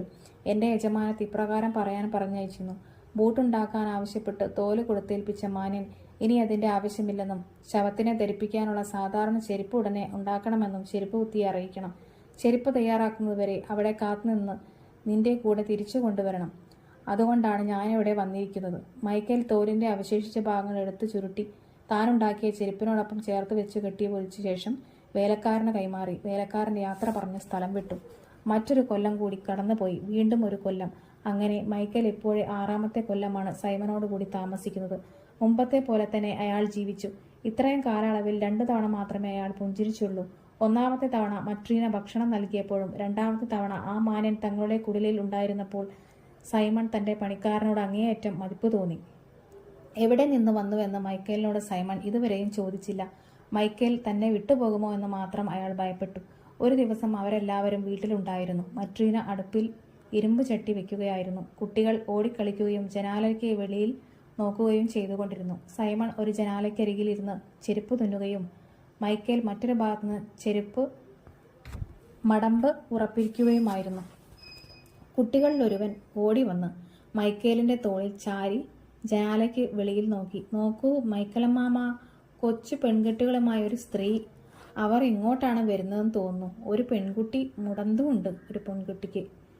കുട്ടി അത് പറഞ്ഞപ്പോൾ മൈക്കേൽ പണി നിർത്തി ജനാലയ്ക്ക് നേരെ തിരിഞ്ഞു തെരുവിലേക്ക് നോക്കി. സൈമൺ ആശ്ചര്യപ്പെട്ടു. മൈക്കേൽ ഒരിക്കലും തെരുവിലേക്ക് നോക്കുക പതിവില്ലായിരുന്നു. ഇപ്പോൾ ജനാലയിൽ നിന്ന് ചാരി നിന്ന് എന്തോ തുറിച്ചു നോക്കുന്നു. സൈമണും പുറത്തേക്ക് നോക്കി. നന്നായി വസ്ത്രധാരണം ചെയ്ത ഒരു സ്ത്രീ ശരിക്കും തന്റെ കുടിലേക്ക് വരുന്നു. രോമക്കോട്ടുകളും കമ്പിളി ഷാളുകളും അണിഞ്ഞ 2 കൊച്ചു പെൺകുട്ടികളുടെ കൈകളിൽ ആ സ്ത്രീ പിടിച്ചിട്ടുമുണ്ട്. ഒരു കാര്യമൊഴിച്ച് 2 പെൺകുട്ടികളെയും പരസ്പരം തിരിച്ചറിയാൻ പ്രയാസമാണ്. അവരിലൊരുവൾക്ക് ഇടതുകാലിൽ വൈകല്യമുണ്ട്. മുടന്തിക്കൊണ്ടാണ് അവൾ നടന്നു വരുന്നത്.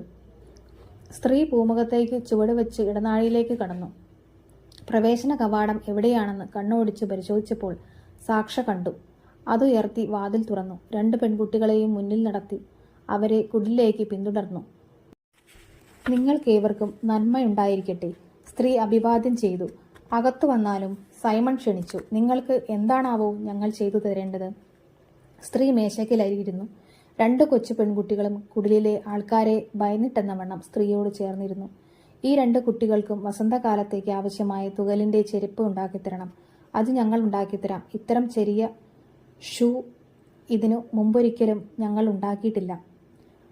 "അത് കുഴപ്പമില്ല. പക്ഷേ ഞങ്ങൾക്കത് ഉണ്ടാക്കാൻ കഴിയും. എൻ്റെ പണിക്കാരൻ മൈക്കേൽ ഇക്കാര്യത്തിൽ മിടുക്കനാണ്." സൈമൺ മൈക്കേലിനെ ഒരു നോട്ടം അയച്ചു.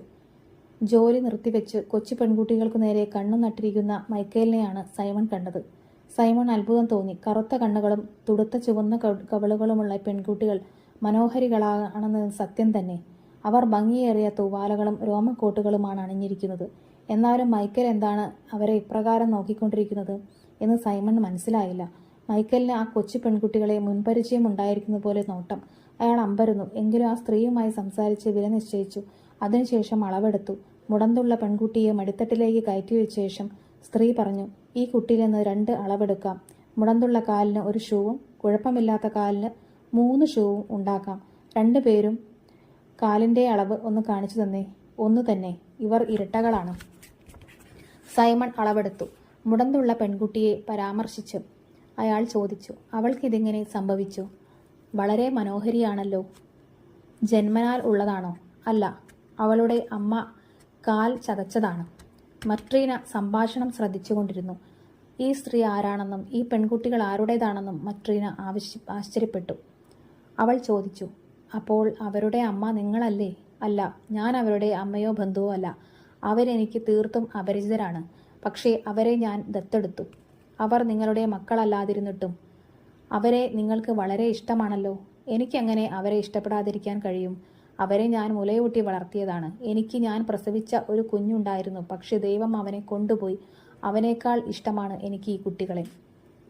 "എങ്കിൽ ഇവർ ആരുടെ മക്കളാണ്?" സംഭാഷണം തുടങ്ങിയ ആ സ്ത്രീ മുഴുവൻ കഥയും അവരോട് പറഞ്ഞു. അവരുടെ മാതാപിതാക്കൾ മരിച്ചിട്ട് ഇപ്പോൾ ഏകദേശം 6 കൊല്ലം കഴിഞ്ഞു. ഒരാഴ്ചയ്ക്കുള്ളിലായിരുന്നു 2 പേരുടെയും മരണം. അച്ഛനെ ചൊവ്വാഴ്ച മറവ് ചെയ്തു. അമ്മ വെള്ളിയാഴ്ച മരിക്കുകയും ചെയ്തു. ഈ അനാഥ കുഞ്ഞുങ്ങൾ തങ്ങളുടെ അച്ഛൻ്റെ മരണത്തിന് 3 ദിവസം കഴിഞ്ഞാണ് ജനിച്ചത്. അവരുടെ അമ്മ പിന്നീട് ഒരു ദിവസം പോലും ജീവിച്ചില്ല. ഞാനും ഭർത്താവും അക്കാലത്ത് കർഷകരായ ഗ്രാമത്തിൽ താമസിക്കുകയായിരുന്നു. ഞങ്ങൾ അവരുടെ അയൽക്കാരായിരുന്നു. അവരുടെ തൊട്ടടുത്ത പറമ്പ്. കുഞ്ഞുങ്ങളുടെ അച്ഛൻ ഏകാഗിയായ ഒരു മനുഷ്യനായിരുന്നു. കാട്ടിൽ വിറക് വെട്ടലായിരുന്നു തൊഴിൽ. ഒരു ദിവസം മരമുറിയിൽ ഏർപ്പെട്ടുകൊണ്ടിരിക്കെ ഒരു മരം അയാളുടെ ശരീരത്തിൽ വീണു. ശരീരം ചതഞ്ഞരഞ്ഞ് കുടൽ പുറത്തു ചാടി. ആൾക്കാർ വിറക് വെട്ടുകാരനെ ഒരുവിധം വീട്ടിലെത്തിച്ചപ്പോഴേയും അയാൾ മരിച്ചു. അതേ ആഴ്ചയിൽ അയാളുടെ ഭാര്യ ഇരട്ടകൾക്ക് ജന്മം നൽകി. ഈ പെൺകുട്ടികൾക്ക് അവൾ ദരിദ്രയും ഏകാഗിയുമായി. ബന്ധുക്കളായി ആരും ഉണ്ടായിരുന്നില്ല. ആരോരുമില്ലാതെ അവൾ കുഞ്ഞുങ്ങളെ പ്രസവിച്ചു. ആരോരുമില്ലാതെ മരണത്തെ വരിക്കുകയും ചെയ്തു. പിറ്റേന്ന് രാവിലെ ഞാൻ അവളെ കാണാൻ പോയി. ഞാൻ കുടിലിനകത്തേക്ക് കടന്നപ്പോൾ ആ പാവം സ്ത്രീ തണുത്ത് മരവിച്ചു കിടക്കുകയായിരുന്നു. മരണവെപ്രാളത്തിൽ അവൾ ഈ കുഞ്ഞിൻ്റെ ശരീരത്തിന്മേൽ ഉരുളുകയും കുഞ്ഞിൻ്റെ കാല് ചതഞ്ഞരകുകയും ചെയ്തു. ഗ്രാമീണർ കുടലിലെത്തി ശവശരീരം കുളിപ്പിച്ചു കിടത്തി ശവപ്പെട്ടിയുണ്ടാക്കി അവളെ മറവു ചെയ്തു. ആ ഗ്രാമീണർ നല്ലവരായിരുന്നു. കുഞ്ഞുങ്ങൾ തനിച്ചായി. അവരെ ഇനി എന്തു ചെയ്യും? ആ അവസരത്തിൽ അവിടെ കൈക്കുഞ്ഞുള്ള ഏക സ്ത്രീ ഞാനായിരുന്നു. ഞാൻ എൻ്റെ സന്തതിയെ 8 ആഴ്ച പ്രായമുള്ള കുഞ്ഞിനെ പരിചരിക്കുകയായിരുന്നു. അതിനാൽ കുറച്ചു കാലത്തേക്ക് ഞാൻ അവനെ എൻ്റെ വീട്ടിലേക്ക് കൊണ്ടുപോയി. ഗ്രാമീണരെല്ലാം എൻ്റെ വീട്ടിൽ ഒത്തുകൂടി. കുഞ്ഞുങ്ങളെ എന്തു ചെയ്യണമെന്ന് അവർ ഏറെ നേരം ആലോചിച്ചു. അവസാനം അവർ എന്നോട് പറഞ്ഞു, മേരി, തൽക്കാലം ഈ കുഞ്ഞുങ്ങളെ നിങ്ങൾ നോക്കുകയാണ് നല്ലത്. അവർക്ക് വേണ്ടിയുള്ള ഏർപ്പാടുകൾ ഞങ്ങൾ പിന്നീട് ചെയ്യുന്നു. അതിനാൽ ആരോഗ്യമുള്ള കുഞ്ഞിനെ ഞാൻ മാറോട് ചേർത്ത് മുലയൂട്ടി. അംഗഭംഗം വന്ന കുഞ്ഞിനെ ആദ്യമൊന്നും ഞാൻ മുലയൂട്ടിയിരുന്നില്ല. അവൾ ജീവിച്ചിരിക്കുമെന്ന് ഞാൻ കരുതിയിരുന്നില്ല. എന്നാൽ പിന്നീട് ഞാൻ ചിന്തിച്ചു, നിരപരാധിയായ ഈ പാവം കുഞ്ഞ് എന്തിനു കഷ്ടപ്പെടണം? സഹതാപം തോന്നി. ഞാൻ അവളെ മുലയൂട്ടാൻ തുടങ്ങി. അങ്ങനെ ഞാൻ എൻ്റെ സ്വന്തം ആൺകുഞ്ഞിനെയും 2 പെൺകുഞ്ഞിനെയും മുലയൂട്ടി. ഞാൻ അന്ന് ചെറുപ്പവും നല്ല ആരോഗ്യമുള്ളവളുമായിരുന്നു. നല്ല ഭക്ഷണം കഴിച്ചിരുന്ന എനിക്ക് ദൈവം സമൃദ്ധമായ മുലപ്പാൽ നൽകി. ചിലപ്പോൾ പാൽ നിറഞ്ഞു കവിഞ്ഞൊഴുകി. ചിലപ്പോൾ ഞാൻ 2 കുഞ്ഞുങ്ങളെ ഒരേ സമയം മുലയൂട്ടിയിരുന്നു. അപ്പോൾ 3ാമത്തെ കുഞ്ഞ് കാത്തു നിൽക്കും. അങ്ങനെ ദൈവഹിതമനുസരിച്ച് 3 കുഞ്ഞുങ്ങളും വളർന്നു. അതേസമയം 2 വയസ്സിന് മുമ്പ് എൻ്റെ കുഞ്ഞ് മരിക്കണമെന്നും ദൈവഹിതമായിരുന്നു. ഞങ്ങൾ സാമ്പത്തികമായ അഭിവൃദ്ധി പ്രാപിച്ചില്ലെങ്കിലും എനിക്ക് പിന്നീട് കുഞ്ഞുങ്ങൾ പിറന്നില്ല. ഇപ്പോഴത്തെ ഭർത്താവ് ഒരു മിൽ വ്യാപാരിയുടെ കീഴിൽ ജോലി ചെയ്യുകയാണ്. നല്ല ശമ്പളമുണ്ട്. ഞങ്ങളെല്ലാം സുഖമായി ജീവിക്കുന്നു. എനിക്ക് എൻ്റെതായ കുഞ്ഞുങ്ങളില്ലാത്ത സ്ഥിതിക്ക് ഈ കൊച്ചു പെൺകുട്ടികൾ കൂടി ഇല്ലെങ്കിൽ ഞാൻ വല്ലാത്ത ഏകാന്തത അനുഭവിക്കേണ്ടി വരുമായിരുന്നു. എനിക്ക് എങ്ങനെയാണ് അവരെ സ്നേഹിക്കാതിരിക്കാൻ കഴിയുക? അവർ എൻ്റെ ജീവിതത്തിൻ്റെ സന്തോഷമാണ്. മുടന്തുള്ള കുട്ടിയെ സ്ത്രീ ഒരു കൈകൊണ്ട് തന്നോട് ചേർത്ത് അമർത്തി മറ്റേ കൈകൊണ്ട് തൻ്റെ കവിളിലെ കണ്ണീർ തുടയ്ക്കുകയും ചെയ്തു. മട്രീന നെടുവീർപ്പയച്ചുകൊണ്ട് പറഞ്ഞു, ഒരാൾക്ക് മാതാപിതാക്കളെ കൂടാതെ ജീവിക്കാം, പക്ഷേ ദൈവത്തെ കൂടാതെ ജീവിക്കാൻ കഴിയില്ല എന്ന പഴഞ്ചൊല്ല് സത്യമാണ്. അവർ സംസാരിച്ചു കൊണ്ടിരിക്കവേ മൈക്കേൽ ഇരുന്നിരുന്ന മൂലയിൽ നിന്ന് വേനൽക്കാലത്തെ ഇടിമിന്നൽ എന്ന പോലെ ആ കുടിൽ മുഴുവൻ പ്രകാശം നിറഞ്ഞു. അവരുടെ എല്ലാവരുടെയും ദൃഷ്ടി അയാളിൽ പതിഞ്ഞു. മുട്ടുകാലിൽ കൈകൾ മടക്കി വെച്ച് മുകളിലേക്ക് ഉറ്റുനോക്കി പുഞ്ചിരി തൂകുന്ന മൈക്കേലിനാണ് അവർ കണ്ടത്. ആ സ്ത്രീ പെൺകുട്ടികളുമായി സ്ഥലം വിട്ടു. മൈക്കേൽ ബെഞ്ചിൽ നിന്ന് എഴുന്നേറ്റ് ജോലി മതിയാക്കി ഏപ്രൺ അഴിച്ചുമാറ്റി. പിന്നീട് സൈമണെയും ഭാര്യയെയും പ്രണമിച്ചുകൊണ്ട് യുവാവ് പറഞ്ഞു, യജമാനന്മാരെ, ഞാൻ വിട പറയുന്നു. ദൈവം എനിക്ക് മാപ്പ് തന്നിരിക്കുന്നു. ഞാൻ എല്ലാവരോടും മാപ്പ് ചോദിക്കുന്നു, അറിയാതെ ചെയ്തു പോയ തെറ്റുകൾക്ക്. മൈക്കേലിൽ നിന്നൊരു പ്രകാശം ചൊരിഞ്ഞതായി അവർ കണ്ടു. സൈമൺ എഴുന്നേറ്റ് മൈക്കേലിനെ വണങ്ങിക്കൊണ്ട് പറഞ്ഞു, നിങ്ങളൊരു സാധാരണ മനുഷ്യനല്ലെന്ന് എനിക്ക് മനസ്സിലായി. മൈക്കേൽ, നിങ്ങളെ ഇവിടെ പിടിച്ചു നിർത്താനോ ചോദ്യം ചെയ്യാനോ എനിക്ക് കഴിയില്ല. എന്നോട് ഇത്രയെങ്കിലും പറയൂ, ഇനി പറയുന്ന കാര്യങ്ങൾ എങ്ങനെ സംഭവിച്ചു? ഞാൻ നിങ്ങളെ കണ്ടെത്തി വീട്ടിൽ കൊണ്ടുവന്നപ്പോൾ നിങ്ങൾ മ്ലാനവദനായിരുന്നു. എൻ്റെ ഭാര്യ നിങ്ങൾക്ക് ആഹാരം തന്നപ്പോൾ നിങ്ങൾ അവളെ നോക്കി പുഞ്ചിരി തൂകുകയും മുഖം പ്രകാശഭരിതമാകുകയും ചെയ്തതുകൊണ്ട് എന്തുകൊണ്ട്? പിന്നെ ആ മാന്യൻ വന്ന് ബൂട്ടുണ്ടാക്കാൻ ഏൽപ്പിച്ചപ്പോൾ നിങ്ങൾ വീണ്ടും പുഞ്ചിരി തൂകുകയും മുഖം പ്രകാശിക്കുകയും ചെയ്തു. എന്തുകൊണ്ട്? ഇപ്പോഴിതാ ആ സ്ത്രീ പെൺകുട്ടികളുമായി വന്നപ്പോൾ നിങ്ങൾ 3ാമത്തെ തവണ പുഞ്ചിരി തൂകി. മുഖം പകൽ വെളിച്ചം പോലെ ദീപ്തമാവുകയും ചെയ്തു. എന്തുകൊണ്ട്? എന്നോട് പറയൂ മൈക്കേൽ, എന്തുകൊണ്ടാണ് നിങ്ങളുടെ മുഖം ഇത്രയേറെ ശോഭിക്കുന്നത്? എന്തുകൊണ്ടാണ് ആ 3 തവണ നിങ്ങൾ പുഞ്ചിരി തൂകിയത്? മൈക്കേലിൻ്റെ മറുപടി ഇതായിരുന്നു, ദൈവത്താൽ ശിക്ഷിക്കപ്പെട്ട എനിക്ക് ദൈവം മാപ്പു തന്നു എന്നതാണ് എന്നിൽ നിന്നും പ്രകാശം പുറത്തിടുന്ന കാരണം.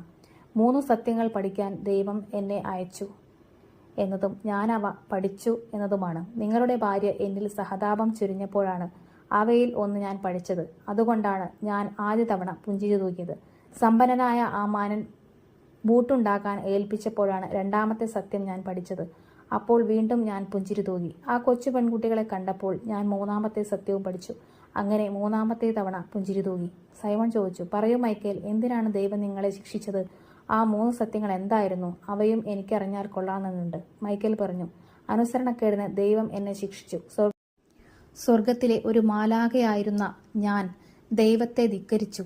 ദൈവം എന്നെ ഒരു സ്ത്രീയുടെ ആത്മാവ് പിടിക്കാൻ പറഞ്ഞയച്ചു. ഭൂമിയിലേക്ക് പറന്ന ഞാൻ തെല്ലിട മുമ്പ് ഇരട്ട പെൺകുട്ടികൾക്ക് ജന്മം നൽകിയ രോഗിണിയായ ഒരു സ്ത്രീ തനിയെ കിടക്കുന്നത് കണ്ടു.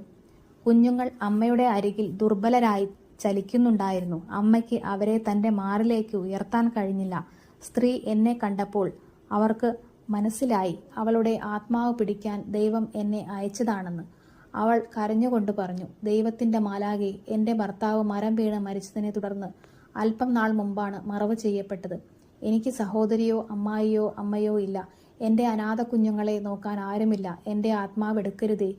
ഞാൻ എൻ്റെ കുഞ്ഞുങ്ങളെ പരിചരിക്കട്ടെ, ഊട്ടട്ടെ, മരിക്കുന്നതിന് മുമ്പ് സ്വന്തം കാലിൽ നിൽക്കാൻ പ്രാപ്തരാകട്ടെ.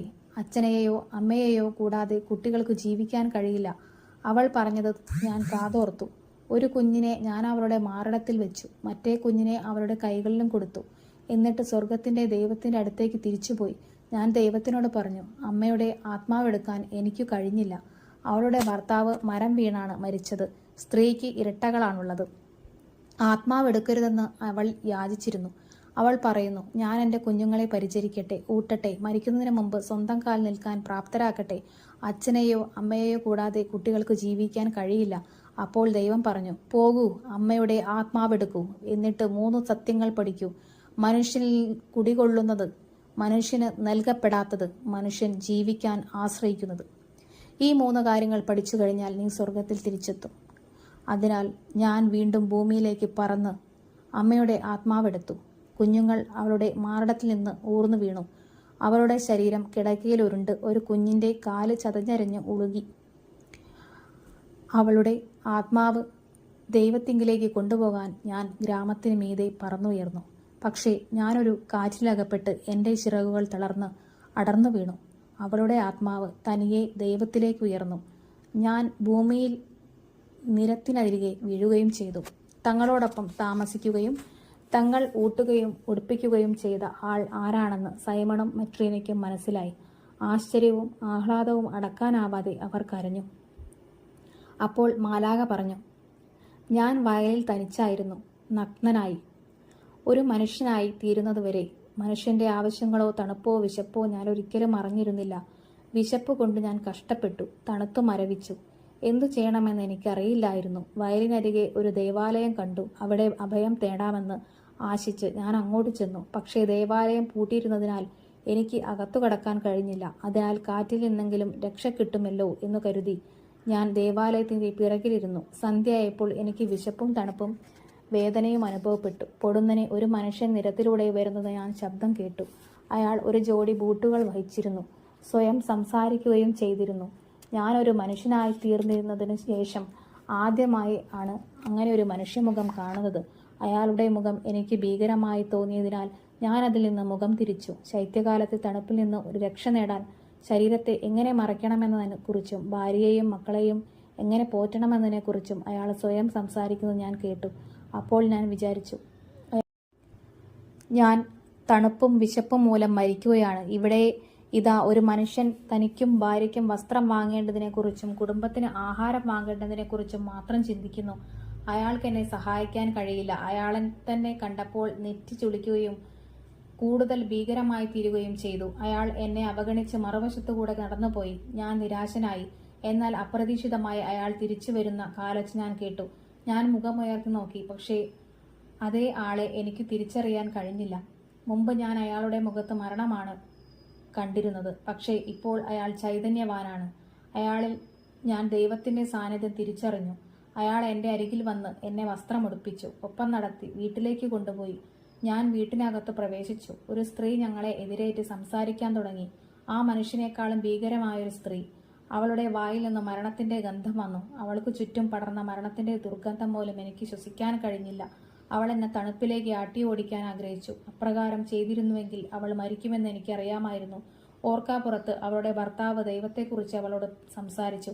സ്ത്രീയുടെ മനസ്സ് പെട്ടെന്ന് മാറി. ആഹാരം കൊണ്ടുവന്ന് അവൾ എൻ്റെ നേരെ നോക്കിയപ്പോൾ ഞാൻ അവളുടെ നേർക്ക് നോട്ടമയച്ചു. മരണം അവളിൽ കുടികൊള്ളുന്നില്ലെന്ന് ഞാൻ കണ്ടു. അവൾ ചൈതന്യമുള്ളവളായി തീർന്നിരിക്കുന്നു. അവളിലും ഞാൻ ദൈവത്തെ കണ്ടു. അപ്പോൾ ദൈവം എന്നെ പഠിക്കാനേൽപ്പിച്ച ആദ്യ പാഠം ഞാൻ ഓർത്തു. മനുഷ്യരിൽ കുടികൊള്ളുന്നത് പഠിക്കൂ.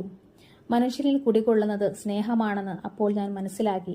ദൈവം വാഗ്ദാനം ചെയ്തിരിക്കുന്നത് എന്നെ കാണിക്കാൻ തുടങ്ങിക്കഴിഞ്ഞതായി ഞാൻ സന്തോഷിച്ചു. അങ്ങനെ ഞാൻ ആദ്യത്തെ തവണ പുഞ്ചിരിച്ചു. എന്നിട്ടും ഞാൻ എല്ലാം പഠിച്ചിരുന്നില്ല. മനുഷ്യന് നൽകപ്പെടാത്തതും മനുഷ്യൻ ജീവിക്കാൻ ആശ്രയിക്കുന്നതും അപ്പോഴും എനിക്കറിയാമായിരുന്നില്ല. ഞാൻ നിങ്ങളോടൊപ്പം താമസിച്ച് 1 കൊല്ലം കഴിഞ്ഞു. ആകൃതി മാറാതെയോ പൊളിയാതെയോ ഒരു കൊല്ലം ഈടുനിൽക്കുന്ന ഒരു ബൂട്ടുണ്ടാക്കാൻ ഏൽപ്പിച്ച് ഒരു മാന്യൻ വന്നു. ഞാൻ അയാളെ നോക്കി. പെട്ടെന്ന് അയാളുടെ തോളുകൾക്ക് പിറകിൽ ഞാൻ എൻ്റെ സഹപ്രവർത്തകനെ കണ്ടു, മരണത്തിൻ്റെ മാലാഖയെ.